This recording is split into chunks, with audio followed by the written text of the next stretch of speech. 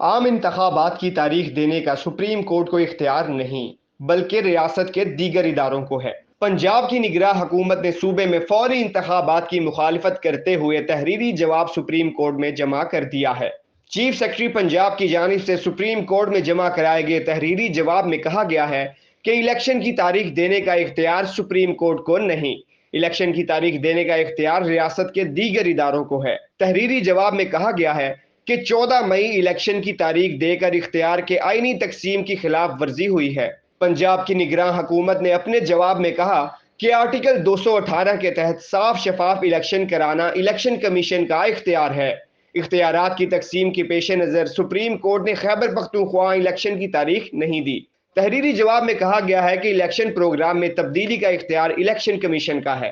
9 مئی کے واقعے کے بعد سیکیورٹی حالات صوبے میں تبدیل ہو گئے ہیں۔ چیف سیکرٹری پنجاب نے جواب میں کہا کہ عمران خان کی گرفتاری کے بعد سول ملٹری املاک کو نقصان پہنچایا گیا ہے۔ عمران خان کی گرفتاری کے بعد پرتشدد احتجاج اور مظاہرے ہوئے جن میں 162 پولیس اہلکار زخمی ہوئے اور پولیس کی 97 گاڑیوں کو جلایا گیا۔ تحریری جواب کے مطابق پنجاب میں الیکشن کے لیے 5,54,000 سیکیورٹی اہلکار درکار ہوں گے۔ اس وقت اگر الیکشن ہوئے تو صرف 77,000 کی نفری دستیاب ہے۔ دوستو، امید ہے آج کی ویڈیو آپ کو پسند آئی ہوگی۔ آپ سے گزارش ہے آپ ہمارا یوٹیوب چینل سبسکرائب کریں، بیل آئیکن پر کلک کریں، ویڈیو کو لائک کریں، کمنٹ کریں اور شیئر کرنا نہیں بھولیے گا۔